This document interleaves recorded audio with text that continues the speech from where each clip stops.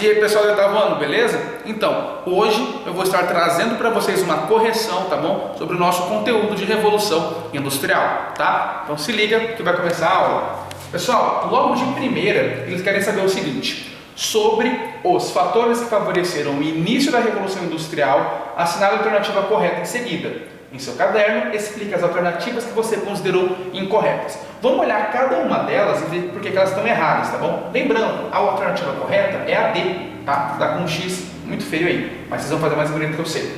Ó, uma das causas para o pioneirismo inglês foi o interesse de seus monarcas absolutistas em investir em tecnologias e movimentar o comércio, tá, pessoal? Por que a gente pode considerar que essa alternativa está correta, tá, pessoal? Porque um dos motivos do pioneirismo inglês não foi esses interesses dos monarcas absolutistas, correto? Quem vai ter esse interesse maior na realidade vão ser a burguesia inglesa, tá? B. Para construir e alimentar as máquinas a vapor, os ingleses tinham que importar ferro e carvão de outros países europeus. Errado. Por quê, pessoal? Da onde que eles conseguiam ferro e carvão, por exemplo? Das colônias inglesas, tá bom? Da África e da Ásia principalmente, tá? Questão C, pessoal. Os donos de fábricas tinham dificuldades em contratar trabalhadores, pois havia falta de mão de obra nas cidades.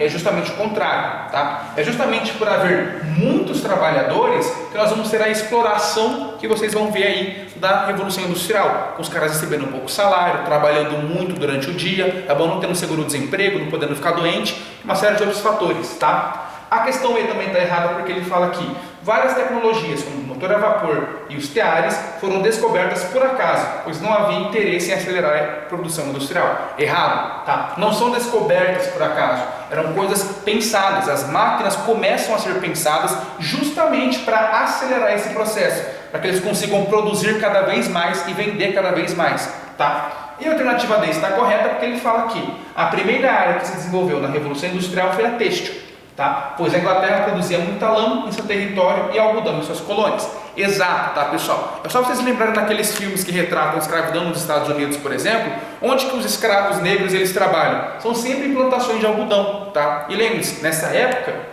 os Estados Unidos é uma colônia na Inglaterra? Não, mas a produção de algodão ainda continua, tá? E a questão 2 ele pergunta: explique como surgiram as primeiras fábricas, tá, pessoal? As primeiras fábricas é bem legal como elas surgiram, porque esses caras aqui, que são os burgueses que possuem dinheiro, eles alugavam ou compravam um espaço onde vários artesãos contratados por eles, tá, pudessem trabalhar. Esses artesãos, eles receberiam de acordo com a quantidade de produtos entregues. Então imagina que eu sou um artesão, eu produzi 50 peças no meu dia, eu vou receber pelas 50 peças. Só que aí o cara do meu lado, ele vai lá e produziu 500 peças, então ele vai receber pelo produto de 500 peças. Com o passar do tempo, foi se criando a linha de montagem, foi se pensando numa lógica industrial, foram surgindo as máquinas, beleza? Que vai acontecendo essa revolução industrial, certo?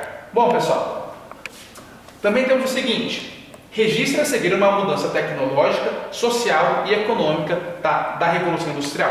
Tecnológica, nós podemos falar da criação de máquinas a vapor e da locomotiva, tá bom? Que vai ser o engatinhamento dos trens que a gente conhece. Tá? Social, podemos falar sobre aumento da população urbana e formação de organizações de trabalhadores, tá? Aumento da população urbana, porque as indústrias agora estão nas cidades, então não tem mais por que ficar nos campos, tá? Formas de organização de trabalhadores é porque, como eu falei para vocês, vão existir as revoltas, eles vão se organizar para poder se revoltar também contra toda essa opressão que existia da Revolução Industrial, certo? E uma econômica que a gente pode falar é divisão do trabalho e desenvolvimento econômico da Inglaterra. É a partir desse momento que a Inglaterra se torna a grande potência mundial. Ela já era a potência mundial, mas daqui, pessoal, ela se torna inalcançável até o final da Primeira Guerra Mundial, beleza? A questão 2 ele quer saber: a Revolução Industrial ocorreu principalmente nos espaços urbanos devido à farta mão de obra desses locais. Por que haviam tantas pessoas ociosas nas cidades inglesas nos séculos? Qual que é esse século aqui, pessoal? Tempo para vocês? Isso mesmo, pessoal, 17 e 18, tá? Seguinte, pessoal, primeiro que vão existir, tá, grandes migrações dos campos para as cidades. Qual que é o motivo?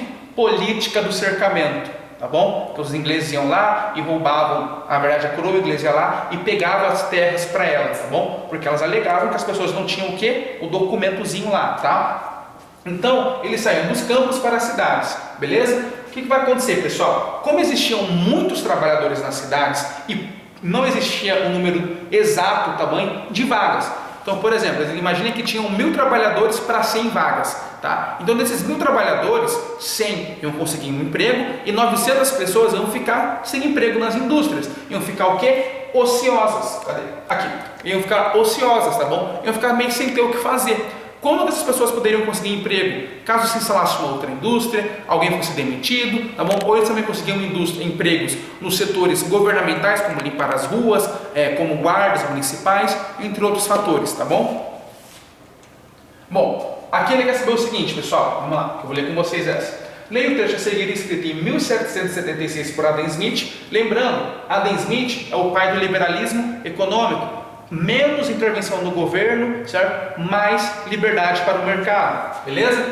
Sobre a divisão do trabalho, em seguida responda, pessoal, vamos lá. O trecho é o seguinte: a divisão do trabalho gera em cada ofício um aumento proporcional das forças produtivas do trabalho. A diferenciação das funções, aliás, geralmente atinge o máximo nos países que se caracterizam pelo alto grau da evolução, no tocante ao trabalho e aprimoramento. O que em uma sociedade em estágio primitivo é o trabalho de uma única pessoa, é o de várias em uma sociedade mais evoluída. O que ele está falando aqui, pessoal? Ele está falando que quanto mais avançado é um país, mais avançada é uma sociedade, certo? Mais indústria eles têm, melhor é a divisão de trabalho dentro de uma fábrica. Quanto mais atrasada é essa sociedade ou esse país, mais trabalho manual você vai ter, mais artesãos vão estar fazendo o trabalho, beleza? Na questão lá ele pergunta para o autor, a divisão do trabalho era algo positivo ou negativo, pessoal? Para esse cara aqui, que é o Adam Smith, essa divisão ela é positiva, pois significa um aumento da força produtiva e a evolução da sociedade. Quanto mais industrialização, mais divisão, melhor, tá?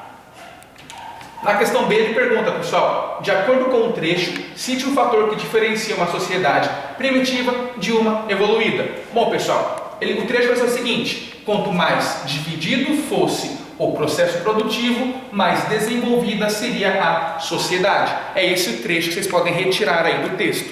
E a questão C pergunta, com base em seus conhecimentos, quais as consequências da divisão do trabalho durante a Revolução Industrial? Bom, as consequências são aumento da produção, perda de conhecimento sobre o processo produtivo como um todo. O que significa isso? Significa que antes, por exemplo, um artesão, ele produzia desde a primeira partezinha do sapato até o produto final daquele sapato, certo? Ele pintava, fazia o cadarço, a sola, tudo. Agora não. Como tem divisão do trabalho, então vai ter uma pessoa só para fazer o cadarço, outra só para pintar, outra só para fazer a mola, outra só para fazer o solado. Por que, pessoal, que tem a divisão? Por dois fatores: aumentar a produção e evitar que os trabalhadores dessas fábricas eles conheçam o processo como um todo e consigam ser independentes. Por quê? Porque para o dono da fábrica não é vantajoso ter concorrência.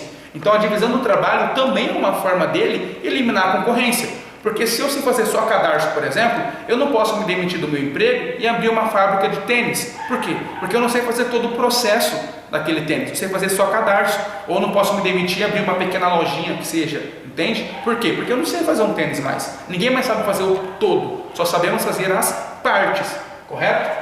Bom, pessoal, e por último, temos os problemas de saúde decorrentes do esforço repetitivo. Como eu falei para vocês, os caras ficavam às vezes 18 horas martelando um prego, eles ficavam 18 horas, certo, apertando uma porta, fazendo outro movimento. E esse esforço repetitivo que eles faziam acabam acarretando vários problemas de saúde, tá? Bom, pessoal do oitavo ano, essa foi a nossa aula de correção. Qualquer dúvida, me procurem no Google Classroom, ou mandando mensagem no e-mail, ou de alguma outra forma aí que eu vou estar respondendo vocês, tá bom? Se cuidem e até a próxima.